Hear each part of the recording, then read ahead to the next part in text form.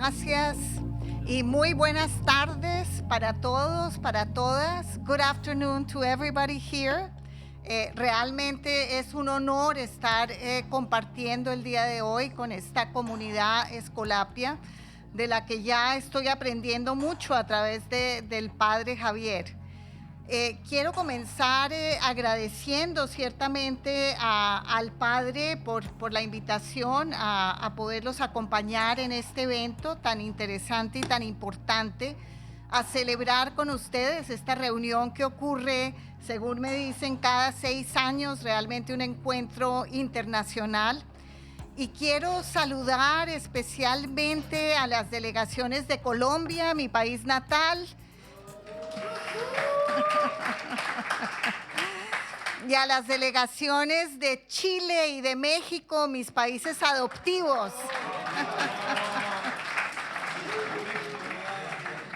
Y por supuesto, agradecer especialmente a todos los coordinadores y a la delegación de Hungría que nos están acogiendo en esta semana y haciéndonos sentir en casa. Muchísimas gracias.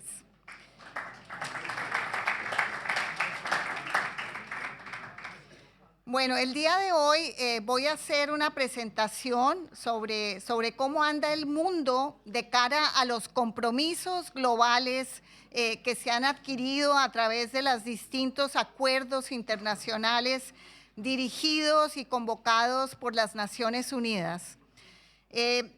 Voy a comenzar, vamos a hacer un recorrido primero repasando en qué consisten esos compromisos estos compromisos globales, refiriéndome particularmente a los compromisos, a las agendas de los últimos 30 años, pero también a los compromisos que surgieron,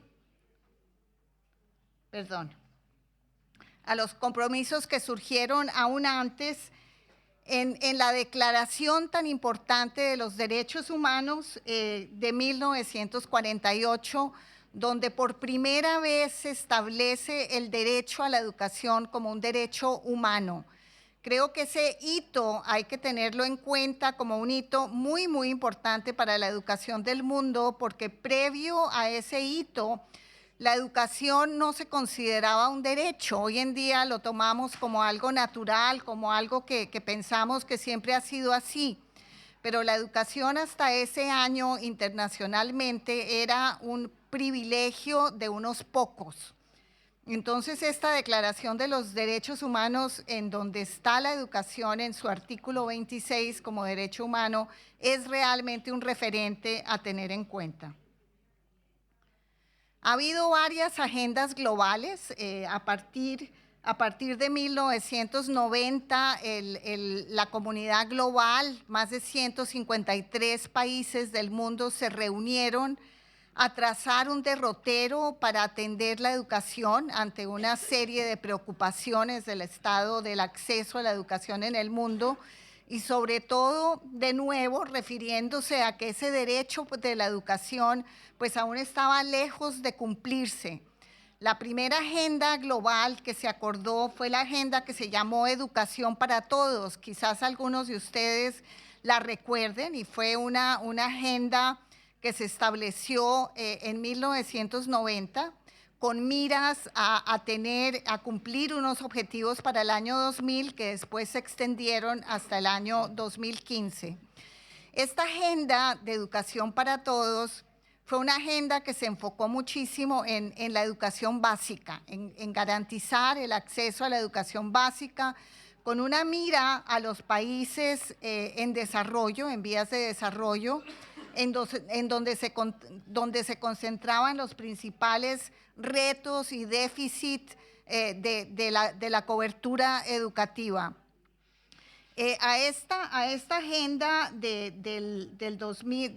1990 de Educación para Todos, la siguió la agenda convocada por el Secretariado de las Naciones Unidas, que fueron los objetivos del milenio. Cuando ya se acercaba el nuevo milenio, unos años antes, la comunidad internacional se reunió para trazar unos objetivos para el mundo, y en esta ocasión determinó 8 grandes objetivos de desarrollo. Y el objetivo número 2 de la agenda global se refirió a la educación. Esta agenda del año 2000 en materia educativa se enfocó principalmente en la educación primaria. Es sorprendente el día de hoy pensar que tan solo 25 años atrás todavía hubiera una brecha tan importante a nivel de educación primaria en el mundo. Pues esta agenda de los objetivos del milenio se enfocó, convocó a los países del mundo. Esta agenda la firmaron más de 190 países alrededor del mundo, de enfocar sus acciones y de trabajar por garantizar la universalización de la educación primaria. Y a raíz de eso hubo unos avances realmente importantes, como vamos a ver en un momento. Y después, en el 2015, la comunidad global volvió a reunirse, valorando los avances que había en educación hasta el momento y trazando una nueva agenda para el mundo, que es la Agenda 2030, que ustedes posiblemente han escuchado sobre la Agenda 2030, que tiene 17 objetivos de desarrollo, y siendo el número 4, el objetivo número 4, el objetivo dedicado a la educación. Lo que es interesante de la Agenda de Educación 2030 es que es una agenda mucho más amplia que las agendas anteriores, recoge donde dejaron las agendas anteriores porque no se han cumplido todas las metas todavía, pero extiende la agenda. Es una agenda que plantea la educación equitativa, inclusiva, de calidad para todos, y añade un componente muy importante que es la educación a lo largo de la vida. Muchos de ustedes, me decía el padre Javier, que la comunidad Calasanz tiene muchas acciones en educación no formal, en educación a lo largo de la vida. Pues esta agenda del 2015 le da una gran importancia al entendimiento de que las personas aprendemos en distintas etapas de la vida. Incluso ahora ya no se habla solamente de la educación a lo largo de la vida, sino a lo largo y a lo ancho de la vida, entendiendo que todas las personas cumplimos distintos roles, tenemos varios ámbitos en nuestras vidas que atender, y que el aprendizaje no solamente es un aprendizaje secuencial, sino que hay momentos en que estamos aprendiendo para los distintos roles que tenemos. A eso se refiere el ancho de la vida. Esta agenda además es muy interesante comparado a las agendas anteriores que se enfocaron en los países que tenían las mayores necesidades, los países en desarrollo. Esta Agenda de Educación 2030 pone desafíos y metas universales para los países de todos los niveles de desarrollo. Entonces, esto también es nuevo y esto también une a la comunidad universal en torno al trabajo hacia estas metas específicas. Estas agendas de educación estuvieron también acompañados por una serie de pensamientos y de reportes que lideró la UNESCO, pero los reportes de la UNESCO son producto de consultas muy amplias y del trabajo con comisiones internacionales que recogen insumos de todas partes del mundo para llegar a unos reportes que dan luz, que inspiran hacia dónde debe avanzar la educación. Entonces, bueno, como les decía hace un momento, el primer inspirador del qué de la educación viene de la propia Declaración de los Derechos Humanos, que tiene como objeto, aquí lo pueden ver, el pleno desarrollo de la personalidad humana, el fortalecimiento del respeto, de los derechos humanos, de la paz. Hay que recordar que esta declaración viene justo después del final de la Segunda Guerra Mundial, en donde la paz es un elemento central para la humanidad. Justamente en esa época también se crea la UNESCO, se funda la UNESCO con la misión, bueno, con el lema, digamos, que dice, dado que las guerras inician en las mentes de las personas, la paz se construye también en las mentes de las personas. Ese es, digamos, el lema de la UNESCO y que entendiendo el momento histórico en el cual se crea la UNESCO, entiende uno ese foco de la paz, un foco que además en este momento sigue siendo tremendamente relevante para para la humanidad y para los que trabajamos en educación. Ciertamente comprendemos a la educación como un instrumento justamente para la paz. La UNESCO comisiona también un reporte en 1972 que se llamó el Informe Fauré y que fue el inicio de esta serie de reportes que han venido, que vinieron después. Y este informe Fauré establece como el eje del discurso de la educación para que el reporte se llama Aprender a Ser. En ese momento la visión y la inspiración fue para que la educación fuera un medio, ya vimos que para la paz, para el respeto, pero también con una visión que hoy en día nos parece muy contemporánea, aprender a pensar, a tener pensamiento crítico, el desarrollo personal, el alcanzar tu potencial. Todo esto es parte de lo que ese primer informe de la UNESCO inspira, pone en su reporte para inspirar el qué de la educación y el para qué y el por qué de la educación.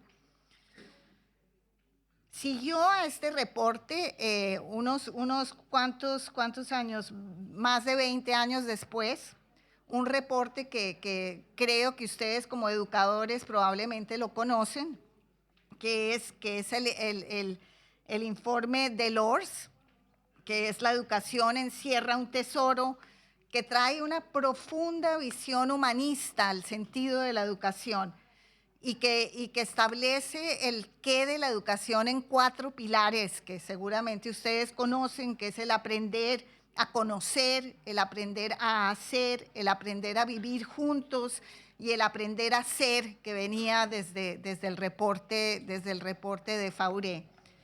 Una visión para enfrentar todos los desafíos de la época en 1996, justo después de que el mundo venía de una recesión económica que fue la década perdida en algunos continentes y donde los países estaban altamente endeudados y había unos retos gigantescos por avanzar, por transformar el mundo de esa época. Estos 4 pilares marcaron el rumbo para los siguientes años hacia qué debía enfocarse la educación.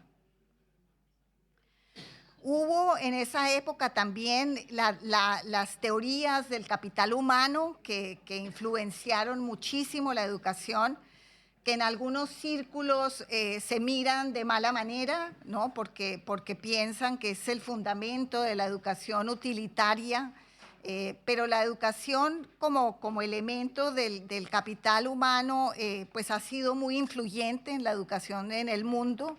Y es un elemento crítico para poder pensar que la riqueza de los países también está en el capital que tiene su población, en los conocimientos, en la salud de su población, para ayudar a los países a crecer económicamente, para poder generar empleo, para poder generar productividad. Y esta ha sido una línea pues muy influyente al día de hoy, todavía se impulsa mucho desde varios sectores.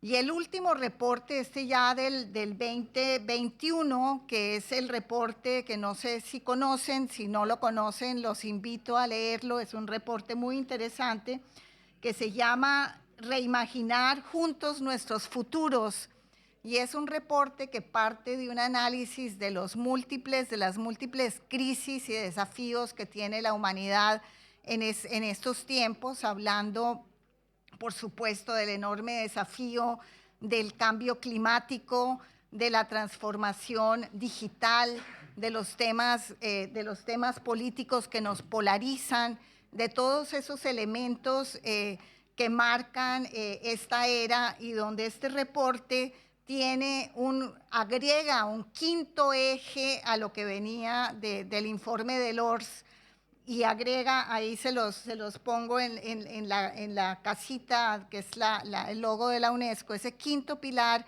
es aprender a transformar.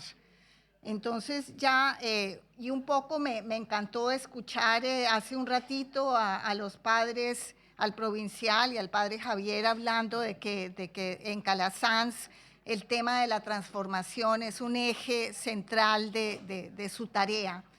Y realmente lo que propone este informe es poder enfocar la educación para poder darle herramientas, elementos, conocimientos a las personas para que puedan lidiar, por un lado, con los problemas que tiene el mundo, pero sobre todo para que los puedan transformar con miras a la sustentabilidad de la humanidad y del planeta.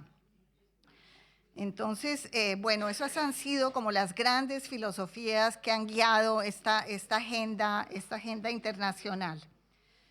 Vamos a mirar rápidamente qué dice el Objetivo de Desarrollo número 4, que como les digo es el que busca la educación inclusiva, con equidad de calidad y a lo largo de la vida. Este Objetivo de Desarrollo Sustentable tiene 7 metas y lo que en la UNESCO se llama 3 medios de implementación. Y esas 7 metas principales tienen que ver, ustedes van a reconocer que vienen algunas de las agendas anteriores: educación primaria y secundaria gratuita, equitativa, de calidad, garantizar el derecho a la primera infancia, la cobertura en la primera infancia, todos los servicios de desarrollo de primera infancia y de preescolar, el acceso igualitario a la educación técnica, profesional y superior, donde hay enormes desafíos en el mundo, como les voy a mostrar, aumentar en los jóvenes y adultos las competencias técnicas y profesionales para el empleo, eliminar las disparidades de género, eso es un tema que es bien importante dentro de la agenda, asegurar la alfabetización y las nociones básicas de matemáticas en toda la población. Aquí no se refiere únicamente a la población escolar. Y uno que es muy importante, que es el 4.7, que es educación para el desarrollo sostenible y la ciudadanía global, que es parte de las columnas de lo que es la agenda transformadora de la educación a la que llama esta Agenda 2030. Después, como medios de implementación, habla de instalaciones educativas adecuadas y seguras, también de aumentar las becas para los países en desarrollo. Y el último, el 4.c, que es un tema que también abordaré ahorita en un momento, es el tema de la oferta de docentes calificados en el mundo, en donde todavía hay enormes desafíos. Vamos a entrar, aquí voy a pasar rápido por algunas de mis filminas. Les voy a estar presentando algunas de las estadísticas para que ustedes puedan ver cómo se ha movido el mundo en cada uno, en los objetivos para los cuales hay información. Aquí tengo que decirles que la información que les voy a presentar toda viene de la UNESCO, algunas cosas, pocas vienen de datos del Banco Mundial, pero que también utiliza los datos de la UNESCO, así que en general son datos que vienen de ahí.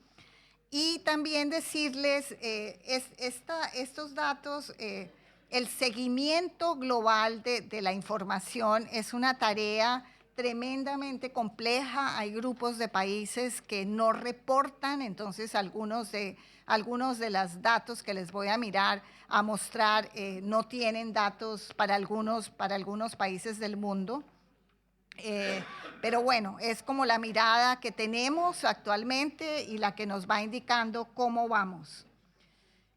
Una de la primera es, bueno, cómo anda la cobertura en preescolar. El acuerdo global de este indicador es que se mira únicamente la cobertura de por lo menos un año previo a primaria. Ese es el indicador, lo que se está mostrando aquí. Yo sé que hay países que tienen 3 años de preescolar, como México, por ejemplo. Hay otros países que tienen 2. Aquí el indicador lo que muestra es el aumento con respecto a un año previo a la primaria. Y aquí podemos ver que ha habido unos aumentos importantes en la cobertura. Cuando partíamos entre el 2013 y el 2022, ha habido un crecimiento en la cobertura del preescolar. Esa es una buena noticia. Vamos a ver en el nivel educativo de primaria, como podemos ver, ya hay varias regiones del mundo que tienen una cobertura de primaria universal prácticamente. Aunque si miramos la línea de abajo, la línea verde que refiere al África subsahariana, vemos cómo allí pues están concentradas la gran demanda y el gran desafío que tiene el mundo en la educación primaria en este momento está en los países del África. Y lo que muestra aquí es que en el África subsahariana, además, el 26% de los estudiantes de primaria y el 35% de los estudiantes de la secundaria baja son mayores de edad, están por encima de la edad reglamentaria para el ciclo. Entonces, no solamente hay una enorme rezago, digamos, en términos de la población que está ya cubierta por la educación primaria, sino que además muchos de los que están en primaria no deberían estar en primaria, ya están en edades para estar en ciclos superiores o para no estar estudiando. Esta situación es aún más compleja en los niveles de secundaria. Ahí sí podemos ver que fuera de Europa y de Norteamérica, la mayoría de los países del mundo tienen todavía un rezago grande en la cobertura en la secundaria baja y más alto aún en la secundaria alta. Esto que nos está diciendo, estos son los jóvenes de los países del mundo que están en este momento, que no están en este momento en la escuela y que representan millones de jóvenes a nivel global que no están recibiendo una atención educativa y que bueno, en algunas partes los llaman los ninis, ni estudian ni trabajan, o los que sí trabajan pero no estudian.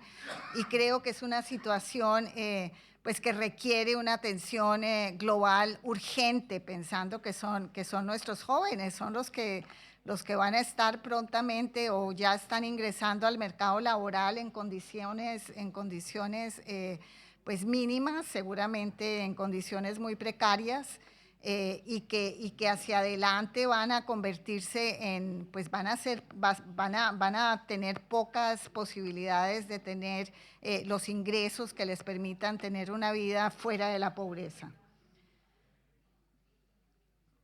Bueno, sobre este panorama, para que le pongan, digamos, una dimensión, en este momento hay cerca de 1.5 billones de niños y niñas y jóvenes que asisten a la escuela. La buena noticia es que cada vez en el mundo más gente ha asistido a la escuela, aunque sea por un año, aunque sea por 2 años. La escuela se ha vuelto una experiencia universal. Eso no lo podíamos decir hace unos 15 años. Había muchísima gente que nunca había pisado la escuela. Hoy en día, esa población que nunca ha entrado a una escuela es una población mínima. Casi todo el mundo tiene la experiencia de la escuela Y eso, bueno, eso es un avance a nivel global. Lo que es complicado es que el progreso que vemos ha sido muy, muy desigual entre países y entre regiones del mundo.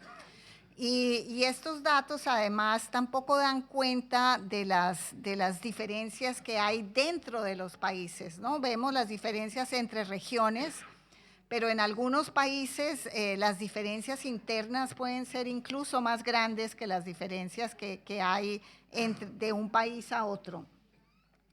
Y lo que sabemos es que muchos de los niños que muestran estas estadísticas como que están fuera de la escuela, muchos de estos aquí están las poblaciones más vulnerables, ¿no? Y están los niños con discapacidad, que tienen una probabilidad muchísimo más alta de no asistir a la escuela, los niños migrantes, que ahora que estamos viendo los movimientos humanos tan grandes en muchas regiones del mundo, son niños que tampoco están recibiendo la atención educativa necesaria. Tenemos obviamente las poblaciones indígenas, los marginados. Entonces ahí esos huecos que vemos en las coberturas y en la atención, realmente tenemos que pensar, estos son los niños que tienen las mayores dificultades y necesidades.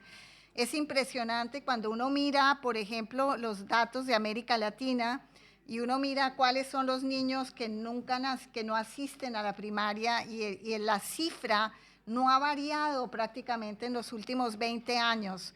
Se habla en América Latina de 2 millones de niños que no asisten a la primaria. Y esos 2 millones no han ni crecido ni disminuido. Pero son los niños que no sabemos cómo alcanzar, ¿no? Y que tal vez dentro del trabajo que ustedes hacen, ese foco en una población que el sistema educativo regular pues no logra llegar a esos niños, no hemos logrado mover la aguja con los niños que por una razón o por otra no se logran escolarizar.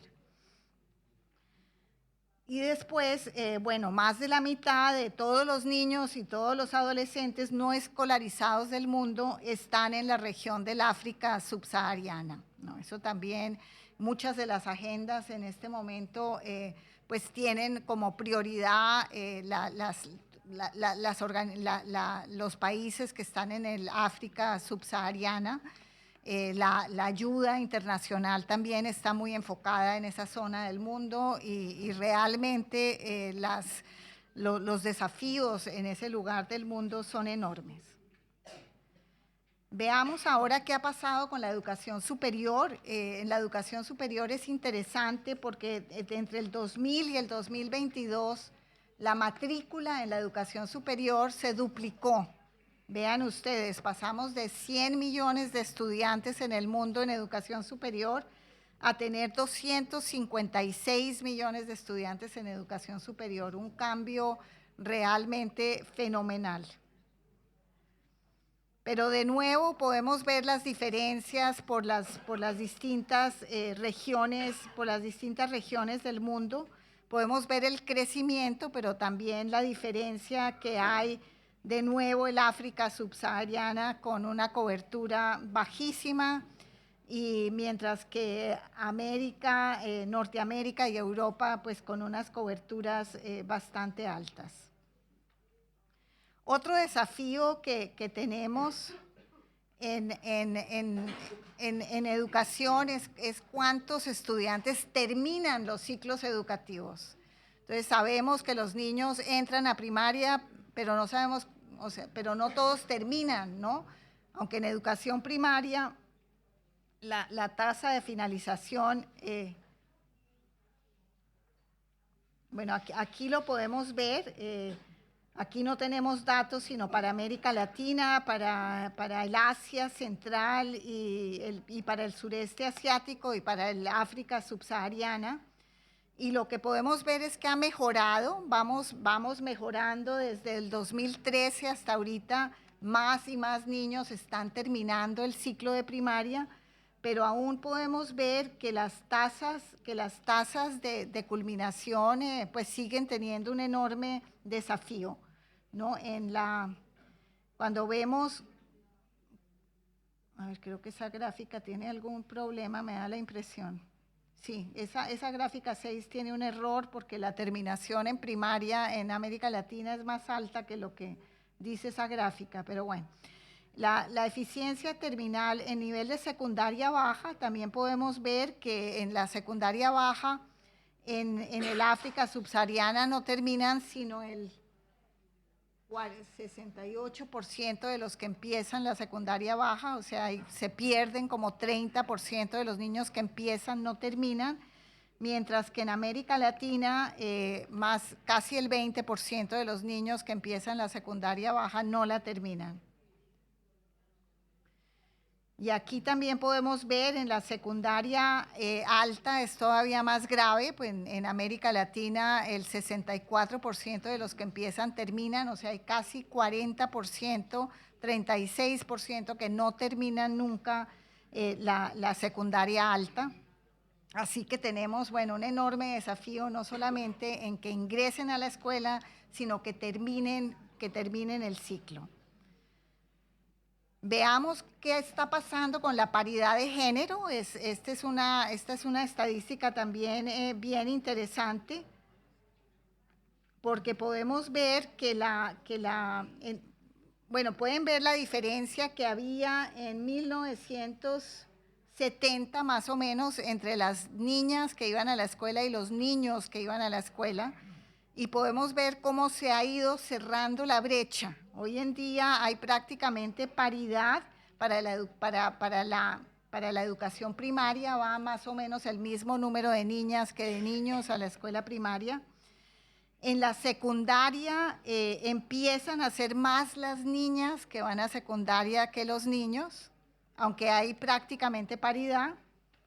Y si vemos en la educación superior, esto es muy interesante porque hoy en día la educación superior se está feminizando. No sé, aquí el padre que es rector de una universidad podrá decirnos si es el caso, pero hoy en día en las universidades del mundo hay más mujeres que hombres. Y ese es un fenómeno que no nos sabemos todavía explicar muy bien y que nos está generando preocupaciones, porque queremos ver paridad y no que por el género de la persona tenga una ventaja o una desventaja, ¿no?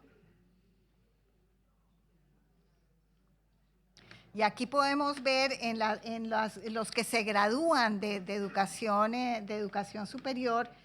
Y miren ustedes la distancia tan grande que hay entre los hombres y las mujeres. En la línea azul ven ustedes las mujeres que terminan la educación superior y en la línea naranja los varones que terminan la educación superior. Entonces, bueno, hay que ponerle, como educadores, ponerle el ojo a qué está pasando con los chicos. Llevamos muchos años de ponerle atención a las chicas y en algunos ámbitos, ahora vamos a ver, hay que seguir poniéndole atención a las chicas y en algunos lugares del mundo, pero hoy en día el fenómeno de que están las chicas superando a los chicos en varios aspectos educativos, bueno, es un tema a mirar.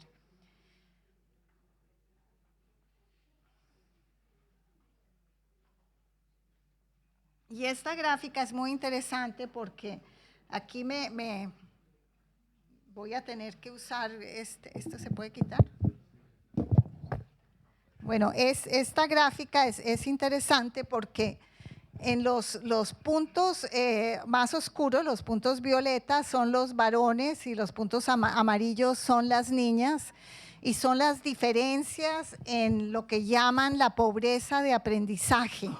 O sea, los que no alcanzan ni las habilidades básicas. Y estamos viendo que los varones prácticamente en todos los países están aprendiendo muchísimo menos que las chicas. Entonces, no es solamente que estén asistiendo a la escuela, terminando, etcétera, todo lo que les mostré, sino que en términos de aprendizajes, de lo que saben, pues están aprendiendo muchísimo menos los chicos que las chicas.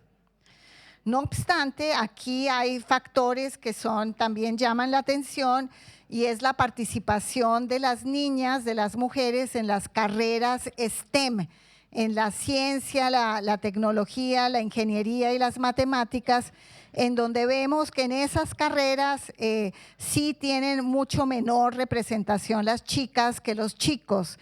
Y ese también es un desafío que desde que ustedes que trabajan desde sus colegios, de cómo incentivar a las chicas que puedan interesarse por las carreras de ciencias, de matemáticas y de ingeniería. Y esto porque además son las carreras que después en el mercado laboral son las carreras que tienen una mejor retribución. Y bueno, y porque el mundo y la ciencia necesitan de la mente de todos. No nos sirve que parte de la población, por razones que no acabamos pues que hemos estado estudiando, pero que son perfectamente prevenibles, no puedan contribuir a la ciencia y a estas carreras. Vamos a ver ahora qué está pasando en los aprendizajes básicos. Aquí estamos usando esa rúbrica que estableció el Banco Mundial, que ya se las mencioné antes, que es la pobreza de aprendizaje. La pobreza de aprendizaje es la medición de los niños y niñas que a los 10 años no puede leer y entender un texto. Eso es lo que se llama pobreza de aprendizaje, y hoy en día parte de la comunidad internacional está midiendo eso como uno de los indicadores a seguir para ver de qué manera anda la educación en el mundo. Y lo que podemos ver es cómo, bueno, primero que la pobreza de aprendizaje en algunas partes del mundo es altísima. Pueden ver en el África subsahariana casi el 90% de los niños de 10 años no pueden leer y entender un texto. En América Latina y el Caribe, casi el 80% de los niños de 10 años no leen y entienden un texto. Y además, ustedes pueden ver esa línea vertical. Esa línea vertical indica la pandemia, en donde esos aprendizajes o el problema con esos aprendizajes pues subió de una manera impresionante. Y en estas gráficas, estos son los resultados de la prueba PISA, y estos son los resultados del 2022, de la prueba que se aplicó en el 2022, en la que participaron 80 y tantos países. Y estas líneas que tenemos aquí, es el nivel del examen, que es el corte, donde si estás por debajo de eso, no estás cumpliendo con la habilidad básica en matemáticas y en lectura. Y todo lo que está a la izquierda de la línea es la población que está por debajo de ese nivel mínimo de aprendizaje que se requiere para poder seguir aprendiendo. Un desafío pues enorme en materia de aprendizajes en el mundo, aunque como en los indicadores anteriores, lo que también se ve es pues las enormes diferencias y distancias que hay entre grupos de países y otros. Entonces, bueno, sí hemos avanzado en que los niños vayan a la escuela, en que estén en la escolarización. Más niños que nunca están en la escuela, pero no están aprendiendo. Entonces, eso es, pues es un desafío para todos los educadores, ¿no? Bueno, ahí me faltaba poner qué quiere decir ese nivel 2, que es el nivel básico de competencia que se considera necesario, que los estudiantes deben alcanzar para seguir aprendiendo a lo largo de la vida.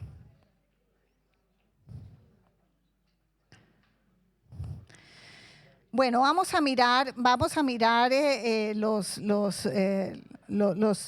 otros indicadores que tenemos. Podemos ver que en materia de analfabetismo, ha habido un progreso enorme en términos de la reducción del analfabetismo en el mundo, pero aún así, hoy en día hay 750 millones de adultos alrededor del mundo, en su mayoría mujeres, que no saben que son analfabetas. Y la mayoría mujeres, y en 43 países, principalmente los ubicados en el norte de África y el África subsahariana, de nuevo, en el África y en el oeste y sur de Asia, las mujeres jóvenes de entre 15 y 24 años tienen muchas más probabilidades de no tener habilidades de lectura y escritura.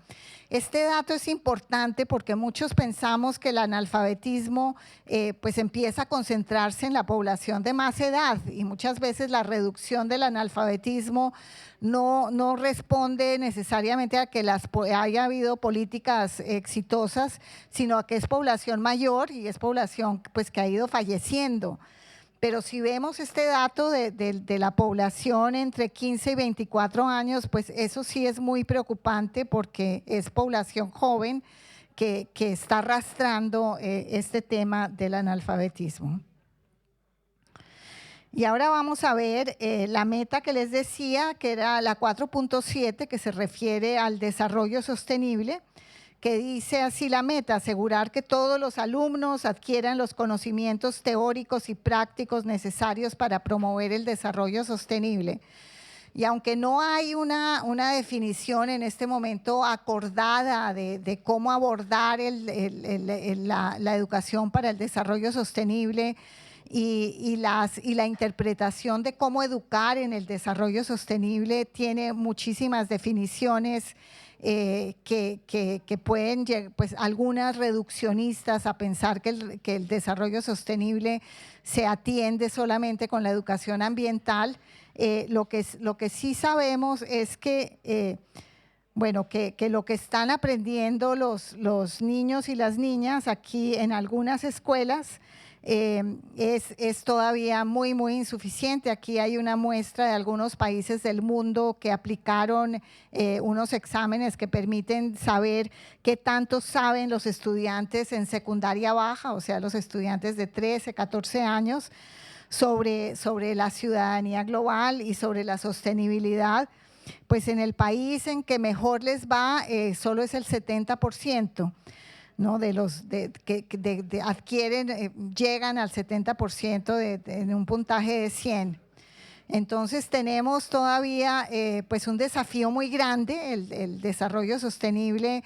Hay que hablar sobre cómo abordar ese reto y esa meta global de educar para un planeta mejor, entendiendo que el desarrollo sostenible tiene que tener componentes ambientales, ciertamente, de entender qué es el cambio climático, los desafíos ambientales del mundo, pero también todos los desafíos en torno a una ciudadanía que entienda que el mundo está interconectado, que los problemas que tenemos en una parte del mundo repercuten en otros, que puedan analizar muchos de los aspectos que ponen nuestra sostenibilidad en riesgo, y también aspectos sobre el autocuidado, el cuidado de los otros. En fin, hay una discusión importante que hay que tener como educadores de cómo abordamos este tema y realmente tomarlo como un eje central de lo que tiene que ser la educación hoy en día.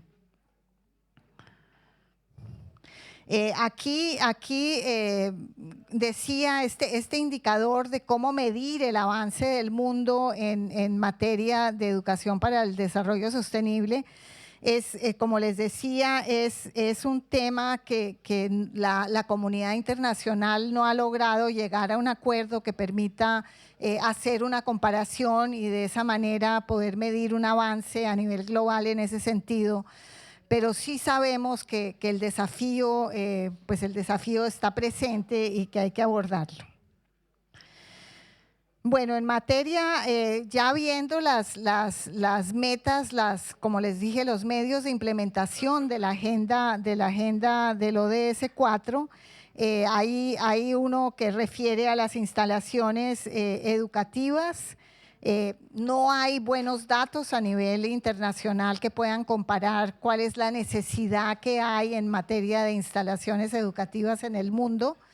Los países en general, muy pocos tienen buenos censos de infraestructura que permita valorar, aunque se sabe que las deficiencias en la infraestructura en la mayoría de los países, sobre todo, bueno, en los países en desarrollo son enormes. Aquí los datos que tenemos, hay uno que refiere a electricidad en la escuela, es uno de los indicadores. De nuevo vemos al África subsahariana con un déficit enorme en materia de electricidad. Aunque veamos el de América Latina y el Caribe, tampoco tiene un desempeño muy alto. Vemos el tema del acceso al Internet. Este es un indicador en el que el mundo ha progresado relativamente rápido, y donde la pandemia fue un factor que ayudó a acelerar esa conexión en las escuelas. Hubo unos esfuerzos enormes en muchos países para asegurar la conectividad desde las escuelas. Y después podemos ver, recuerden que la meta es de los docentes calificados. Aquí también debo decir que no hay un acuerdo internacional en qué es un docente calificado. Esta es una discusión que se saldó, digamos, para poder hacer un seguimiento a esto, asumiendo que, o sea, en que los países consideraran calificado a un docente según la reglamentación propia de cada país. Esto hace que las comparaciones sean bastante complejas, porque hay países que consideran que un docente está calificado habiendo completado la secundaria, mientras que otros países consideran que un docente es calificado a nivel de educación superior.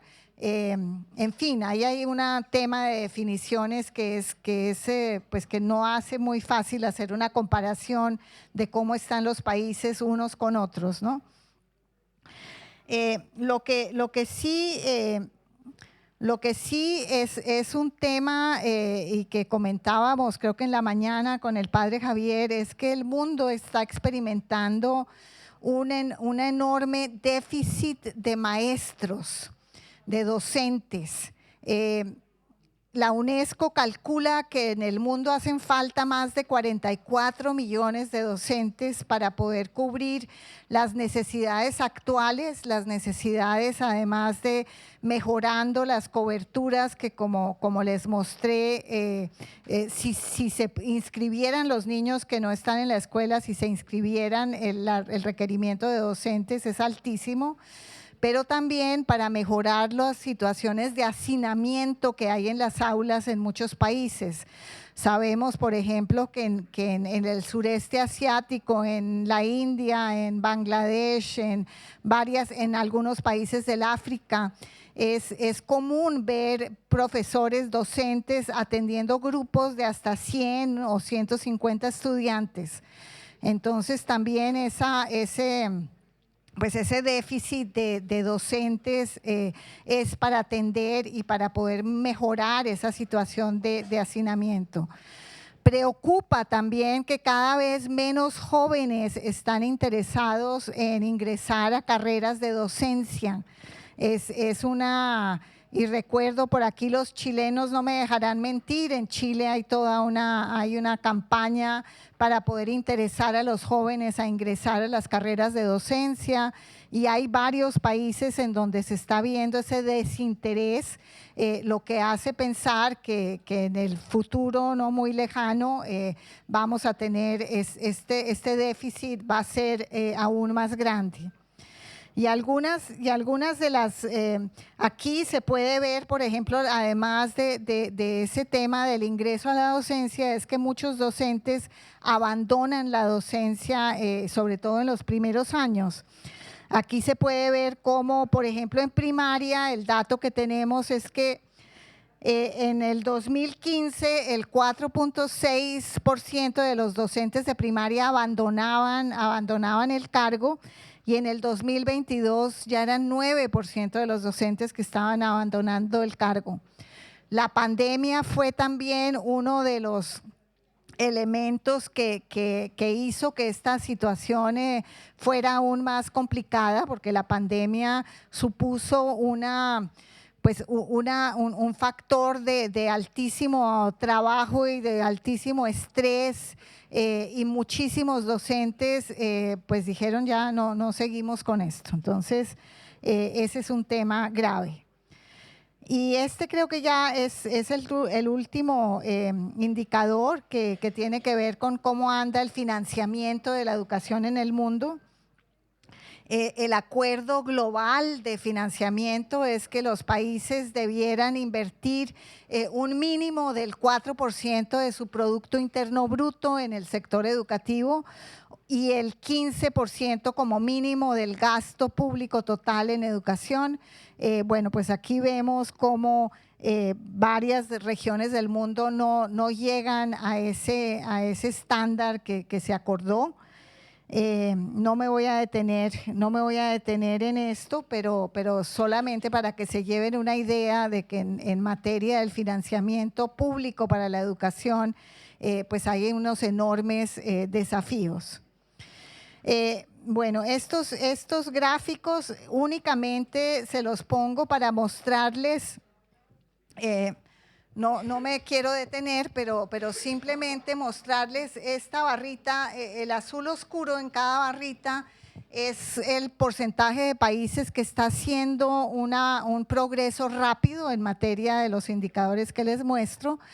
La barrita roja es los países que no han hecho ningún progreso. Entonces ustedes pueden ver en algunos indicadores, hay muchos países que no han hecho ningún progreso en ese sentido, y las barritas que están por encima del rojo son los países en los que no hay información, no sabemos. Así que bueno, entonces antes de cerrar ya mi presentación, simplemente decir, en este momento enfrentamos nuevos desafíos a los anteriores que les he mostrado. En este momento uno de los grandes desafíos o posibilidades, quizás, no sabemos, tiene que ver con la inteligencia artificial. Me da mucho gusto que en esta conferencia van a tener una sesión sobre eso, porque la inteligencia artificial en la educación pues abre un nuevo mundo, ¿no?, de posibilidades, de retos. Lo que sí sabemos es que la introducción de la inteligencia artificial en la escuela hay que hacerla de manera cuidadosa, con algunos controles, y que pues todo ese potencial que tiene pues sí puede llevar a unos avances muy interesantes en términos de aprendizajes, quizás personalizados, quizás más relevantes, pero también sabemos que hay riesgos de que un uso intensivo de inteligencia artificial también puede ser perjudicial, sobre todo en la población en donde todavía se están formando algunas habilidades de pensamiento crítico, de pensamiento superior, al delegarle a la inteligencia artificial algunas de las tareas que implican esos procesos. Entonces, bueno, estamos ante una nueva era. No hay expertos en esto porque es un tema muy nuevo, pero ustedes como educadores estarán enfrentándolo, si es que no lo están enfrentando ya, y surgen ciertamente temas importantes como el manejo de los datos personales, como el tema de la privacidad, como el tema de la autoría, como, en fin, hay una cantidad de desafíos que vienen con eso.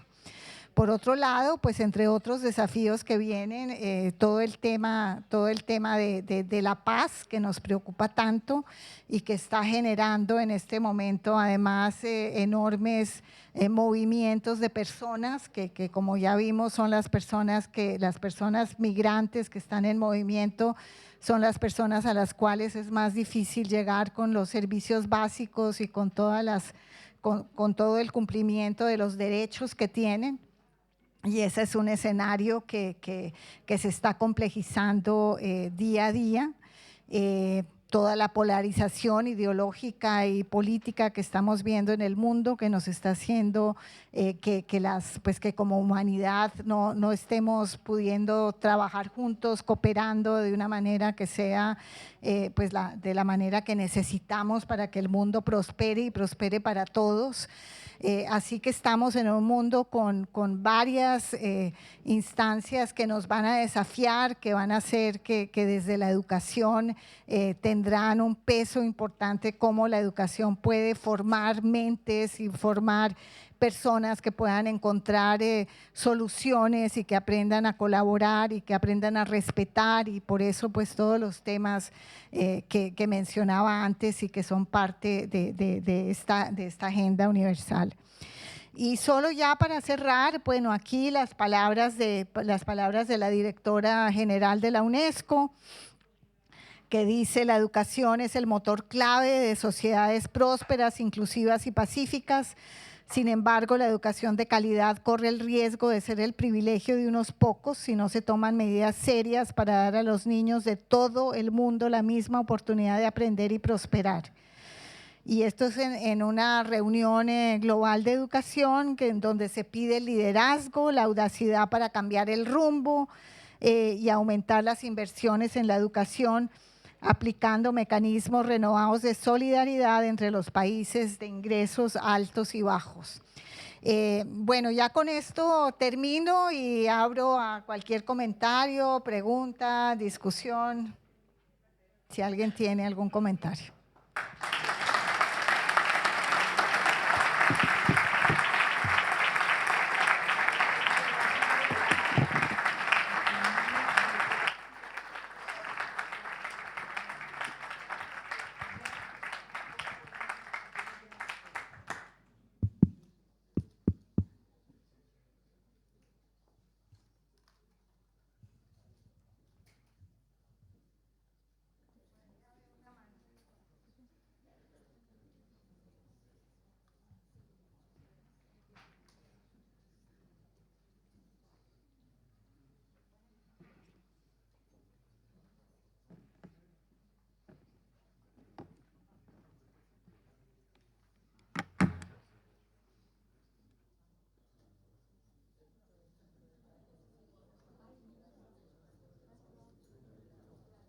Szonya, nekünk van, akkor kezdjük, jó?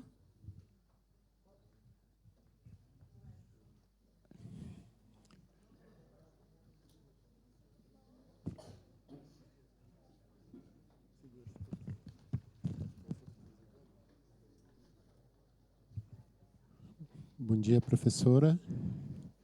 Acá, del província Brasil-Bolívia. Mucho gusto. Primeiro, parabéns. Habla em português. Também somos uma província. Parabéns pela palestra, brilhante.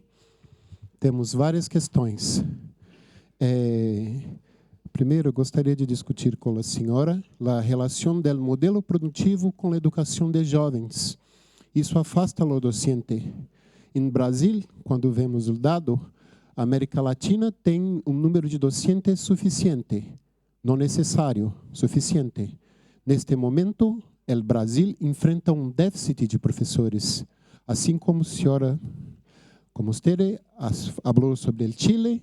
A situação se estende por el México, Caribe, Argentina, Uruguai, tende a se estender por todo o território.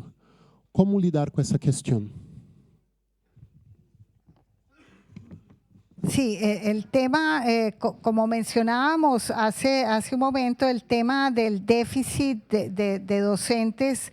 A ver, es un tema que Chile, por ejemplo, está haciendo su campaña para poder interesar y para poder motivar a los jóvenes que van a terminar la secundaria y que están eligiendo su carrera en la educación superior.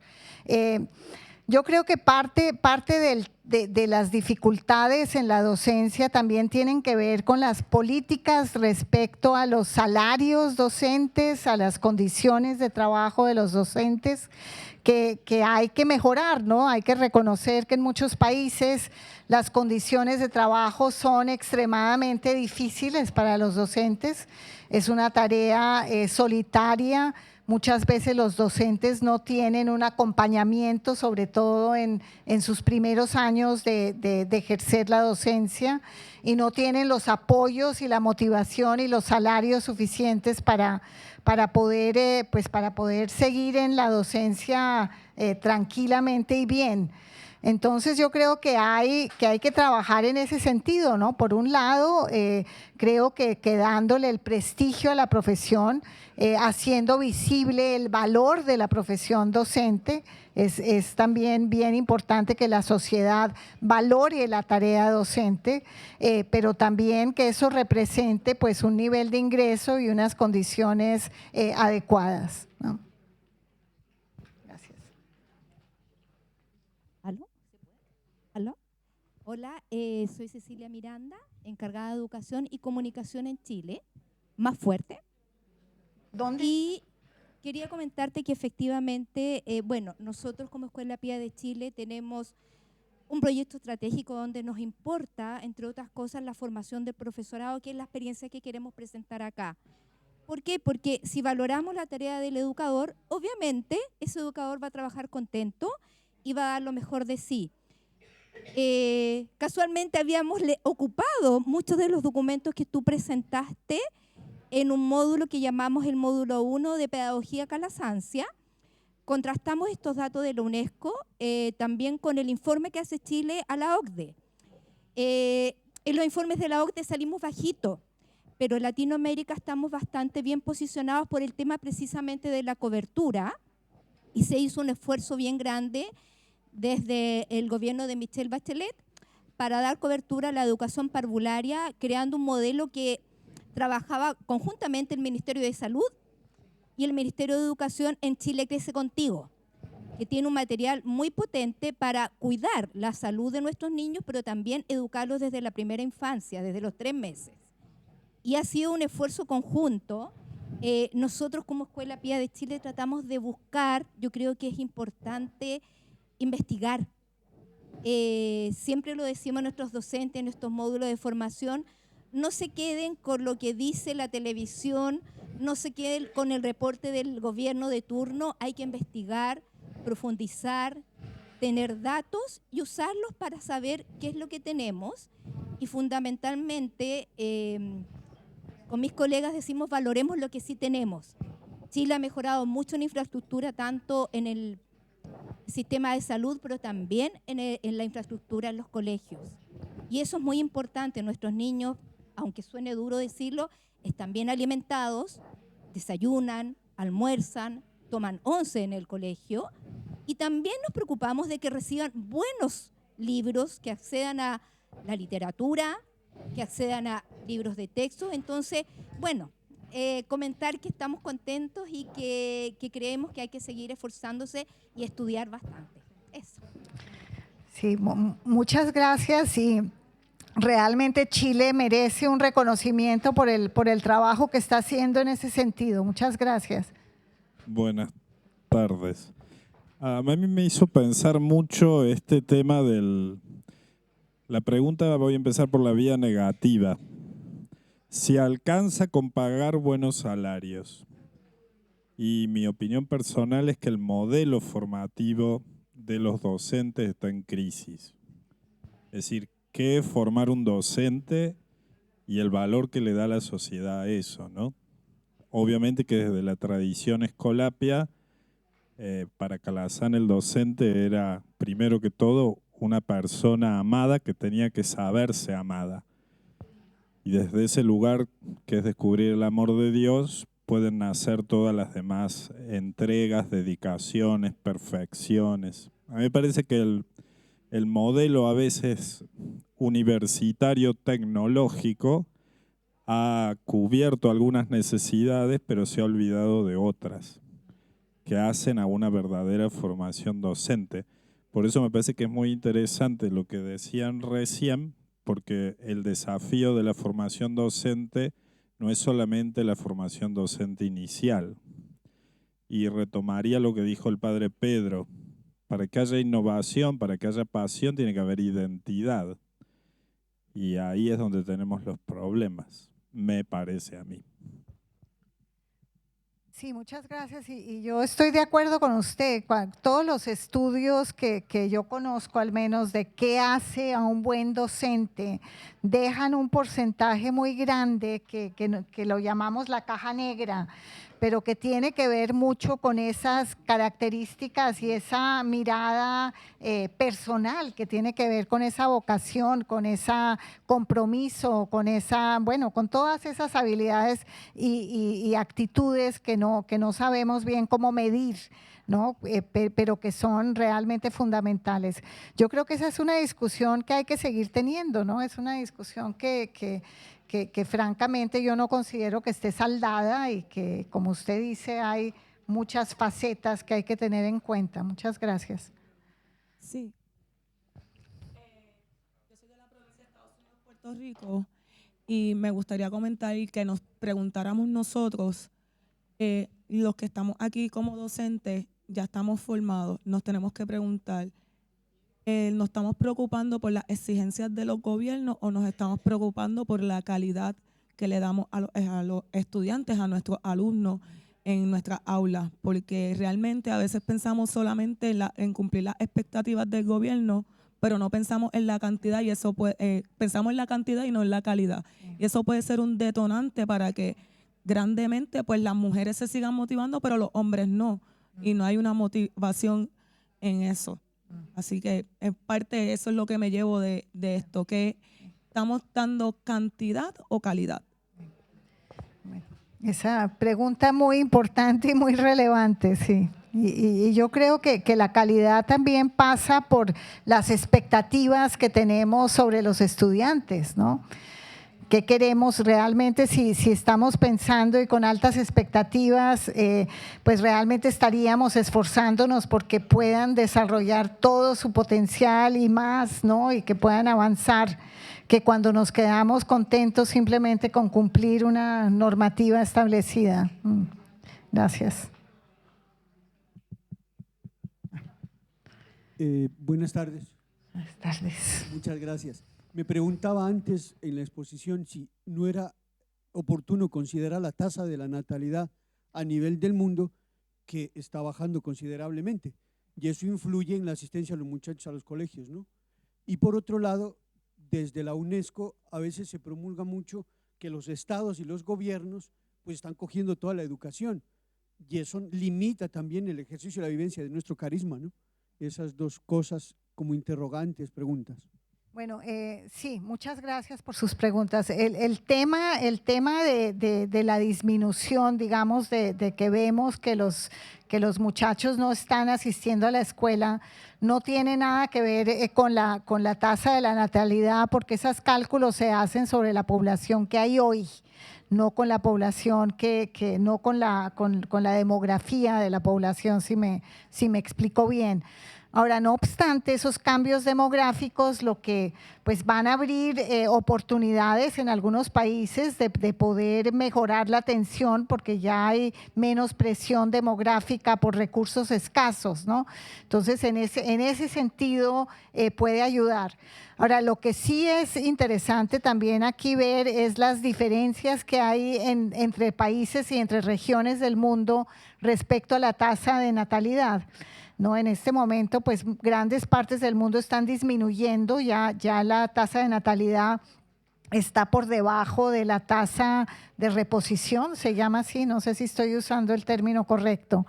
Pero hay otras regiones del mundo y de nuevo volteamos a mirar al África, al sureste asiático, donde todavía el promedio de natalidad de las mujeres está incluso por encima del 5%, de 5 hijos, perdón, ¿no?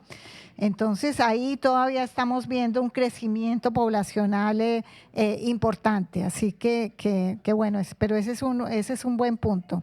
Y ahora, ¿me repite su segunda pregunta? Los gobiernos A nivel mundial, por lo que ha dicho la UNESCO, pues ellos quieren captar la educación, el ejercicio de la educación. Y a comunidades como las nuestras, o vamos a los pobres o no tendremos a quién enseñar, porque los gobiernos captan toda la educación. Eso es lo que me refería. Sí, ahora, yo creo que digamos, esa competencia entre el nivel público y el nivel y el sector privado en realidad es relevante en algunos países, ¿no? La educación, como ustedes ven, la dimensión de la educación digamos, los efectos y las externalidades de la educación hacen que el Estado tenga la responsabilidad, o sea, es una responsabilidad del Estado poder atender y poder darle la educación a la población. Eso no implica que no pueda hacerlo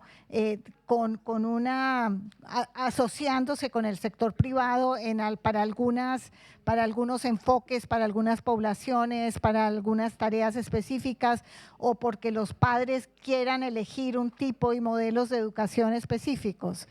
Y ahí pues hay gobiernos que han sabido trabajar bien el sector público con el sector privado, y lo estábamos comentando también esta mañana, y países en donde el gobierno ha querido dejar fuera a la educación privada como sea. Esto realmente son decisiones de los estados. Yo no le tengo una respuesta a qué se puede hacer en ese sentido, porque los gobiernos, cuando son elegidos, vienen con un mandato específico que la población les da. Y este es un punto, curiosamente, que es un punto que hay mucha sensibilidad al respecto, ¿no? Entonces, bueno, no sé qué más decirle al respecto, pero mi postura es que es muy benéfico que haya una colaboración, una cooperación, y que pueda pues haber ambas opciones en los países, ¿no? Okay, the next question is from that side, and I kindly ask you to stand up as you asking your questions. Thank you. Bien, buenas tardes. Hablo desde América Central. ¿Cómo está evaluando la UNESCO ante la Agenda 2030 este impacto de niños y jóvenes que están migrando, especialmente América Central, Estados Unidos, pero otros países van en busca de un mayor desarrollo?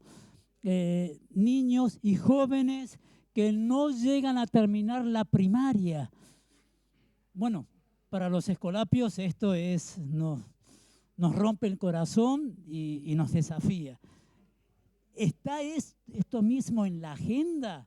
¿Qué medios o cómo es la preocupación de los países para afrontar esta migración que es cada vez mayor y muy difícil? Sí, mucho. Este es un tema que preocupa mucho a la UNESCO y a la comunidad internacional, en particular porque vulnera, como les dije, el derecho a la educación. Y la postura de la UNESCO en este sentido es el derecho, pues el derecho está sobre todo lo demás, y lo que está haciendo y lo que está ayudando a los países y trabajando con los países a hacer es en garantizar ese derecho a la educación para las poblaciones en condición de movilidad.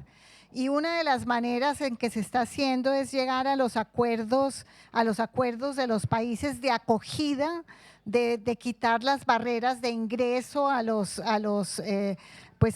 educación, al sistema educativo del país de acogida, de tener además programas que puedan aliviar y ayudar a la población escolar migrante para que pueda mantenerse al día con sus aprendizajes. En fin, o sea, se están haciendo la revalidación de títulos, la revalidación de los estudios anteriores. Hay países en donde se ha llegado a acuerdos, por ejemplo, de no pedirle a la población migrante los papeles de su país de donde viene, porque es población que no trae sus papeles y que conseguirlos es absolutamente imposible. Entonces hay un trabajo muy fuerte en ese sentido con los países y también con las otras agencias e instituciones que atienden a la población migrante. Entonces sí, está en la mira claramente de la agenda educativa actual. Muy difícil de solucionar, pero se está haciendo mucho esfuerzo. Gracias. Claudia, quería preguntarte, teniendo en cuenta la mirada global que tú tienes y que nos has ofrecido, quería preguntarte por una sensación o una percepción que hay con respecto al tipo de educación. Muchos de estos datos tienen que ver con la cobertura, con la oferta, pero yendo un poco más allá, la sensación es como una educación con menos pensamiento crítico, con menos oferta de humanidades y en particular, digo de nuevo, una sensación como de la ausencia de la filosofía en las escuelas. Con una cierta intencionalidad puede ser de que la educación sea menos crítica y más como de seguir lineamientos. Pero esa sensación es real, teniendo en cuenta el punto de vista global que tú tienes, ¿es solo una percepción o es real? Mira, no tengo, digamos, datos comparados sobre estos temas a nivel global. Lo que sí te puedo decir es que desde la UNESCO les mostré los reportes, digamos, que inspiran, que dan señales de hacia dónde debe ir la educación. Y ese último reporte de reimaginar nuestros futuros juntos es un reporte muy interesante, es un reporte que da orientaciones para el tipo de educación que se requiere en el mundo en este momento y de ninguna manera es una visión reduccionista ni que deje las humanidades ni que deje aspectos fuera, todo lo contrario, ahora, no es un reporte que trace una hoja de ruta y que diga esto hay que hacer. Es un reporte más bien que invita a pensar y una de las cosas que hace el reporte es invita a preguntarnos qué estamos haciendo bien, qué tenemos que seguir haciendo, qué tenemos que dejar de hacer. O sea, invita más a una reflexión y a una conversación al respecto. Ahora, lo que tú dices, pues sí, hay países que están eligiendo cierto tipo de currículos sobre otros. Esas son conversaciones nacionales en las cuales los organismos internacionales o la UNESCO no se mete, ¿no? Ahí hay un respeto y hay una línea que la UNESCO no cruza en ese sentido de que son decisiones nacionales.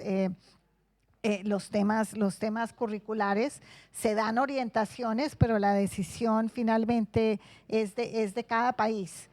Pero yo creo que parte de lo que pueden hacer las comunidades que trabajan en educación es fomentar el diálogo, ¿no? Y poner sus ideas y sus opiniones y defender las cosas que realmente pues son sustantivas importantes para la educación. Y eso son los educadores los que pueden aportar mejores pensamientos, ideas en ese sentido. Okay, 2 more questions from that side. The first one is. Buenas tardes. Buenas tardes. Oscar García, de Centroamérica y Caribe. Cuando usted mostraba los datos, las estadísticas, yo veía que la brecha entre los países desarrollados y los países en vías de desarrollo aumenta. Y uno, partiendo del país en el que uno está o desde la provincia donde uno está, uno va notando eso. Va notando que hay países que se quedaron por fuera, que ya no salen en las estadísticas. Entonces, tal vez podemos quedarnos solamente en particularismos y no ver una realidad global. Y creo que es necesario preguntarnos cómo desde la orden podemos generar esa red. Yo sé que ya se está haciendo, pero generar esa red donde los países que se están quedando por fuera puedan entrar en esa dinámica, porque puedo quedarme pensando solamente en mi provincia, en mi realidad, y tal vez no ver que hay otras realidades que se están quedando que se están quedando por fuera. Lo que dijo usted ahorita del tema del diálogo que debemos tener nosotros, me parece pues también una buena idea. No sé si de repente tiene otra buena idea que nos pueda ayudar como red, ¿no? El padre Pedro hablaba de una red y yo creo que hay que salvaguardar a los más vulnerables, a los que se están quedando por fuera, y ahí yo creo que tenemos que ir generando más salidas entre provincias, entre regiones, entre países, porque no podemos quedarnos solamente viendo nuestra propia necesidad o nuestro ombligo, ¿no?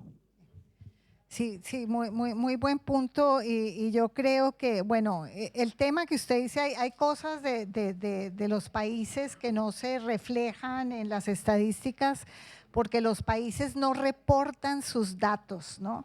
Entonces, sí, usted mira las estadísticas y dice, ¿y dónde está mi país? ¿Por qué me lo dejaron fuera? No, nadie se lo está dejando fuera, es que el país no reporta los datos que tiene que reportar para quedar incluido en las estadísticas. Pero el tema de generar las redes, yo creo que es un enfoque muy potente. Existen numerosas redes en América Latina, hay muchas redes en distintos temas. Está, por ejemplo, la red de facultades de pedagogía, está la red de educación inclusiva.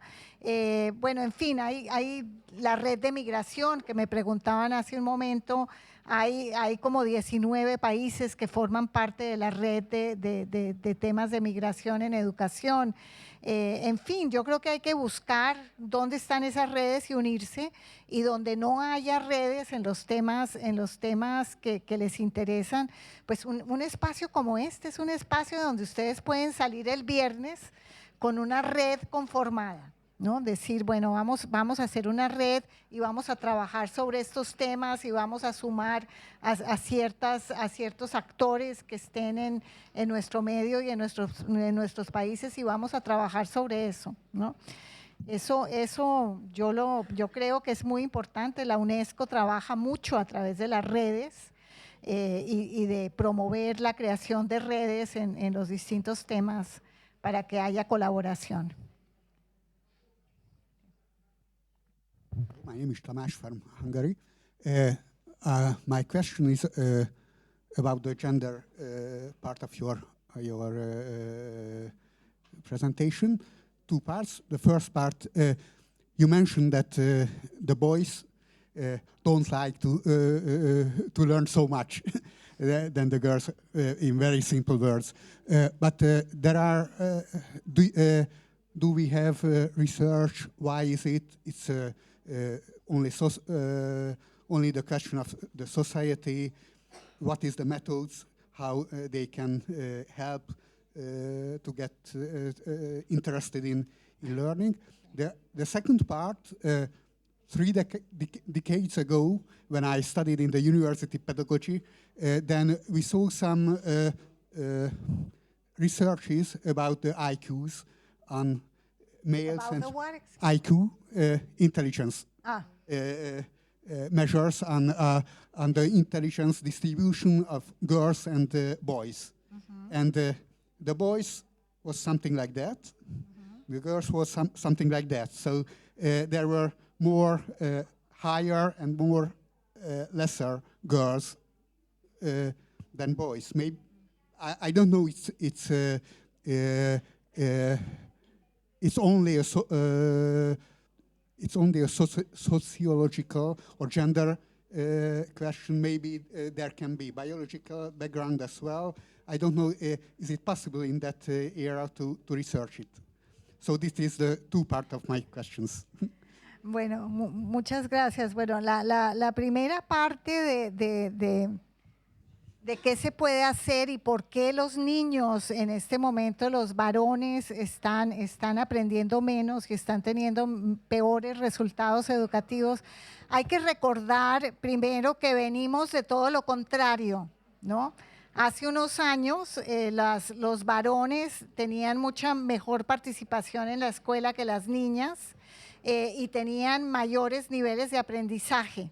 En matemáticas, por ejemplo, los varones siempre tenían mejor rendimiento que las niñas, ¿no? Y eso es lo que se está empezando a reversar. ¿Por qué está pasando eso? No tiene nada que ver con biología. Esto tiene, porque si no, no sería un tema de este momento. Además que no hay ningún sustento científico y biológico que determine esas diferencias en aprendizaje entre varones y niñas, ¿no? Eso ya está totalmente revalorado y no hay sustento para eso.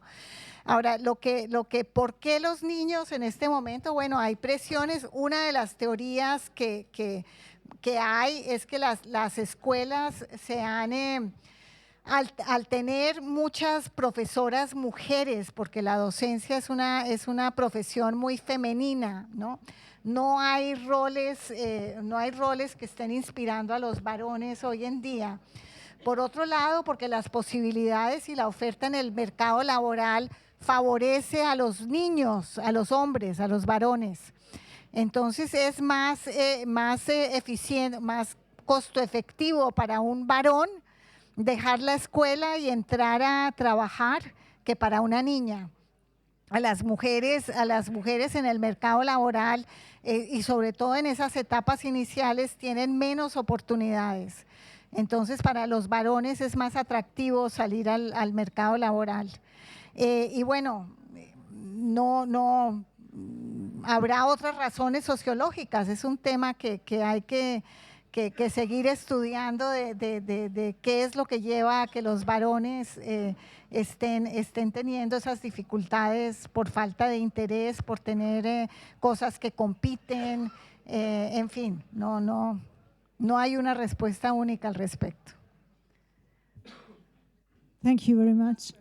Sorry, we have one last question.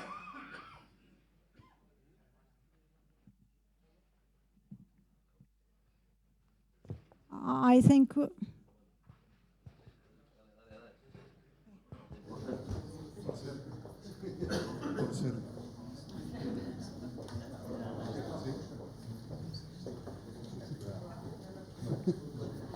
Sí, no, ahora sí, ahora sí.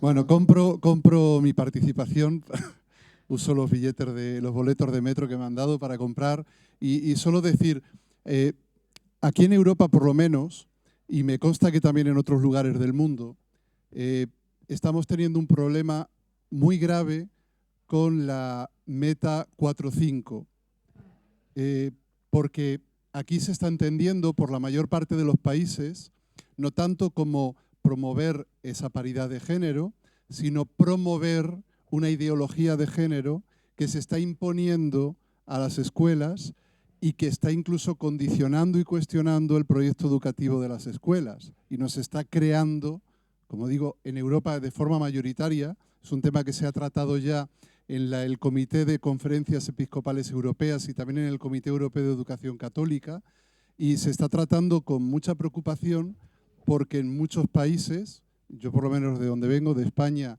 es algo que es un ataque constante, pero también en otros lugares de Europa, se está dando este cuestionamiento del proyecto educativo y por lo tanto si desde el proyecto educativo no nos abrimos a una ideología de género en lugar de una identidad de género como nosotros promovemos desde la acogida y el acompañamiento, se está cuestionando, como han preguntado por allí antes, se está cuestionando que la escuela de iniciativa privada, en este caso de iniciativa católica, pues tenga que estar en la escena pública. Bueno, esa es una pregunta complicada. El tema de la ideología de género no tiene nada que ver con las metas del ODS 4, ¿no? Ahí hay, bueno, ese es un fenómeno sociológico que se ha venido dando, ¿no? y expandiendo y que ha generado pues enormes, ¿no? tensiones y desconfianzas y bueno, en fin, ahí no tengo mucho que decirle al respecto porque no es esa la intención, lejos de ser el objetivo ni la dirección que sale de la agenda que les he estado comentando, ¿no? No, perdón que ahí no tengo mucho más que decirle, ¿no?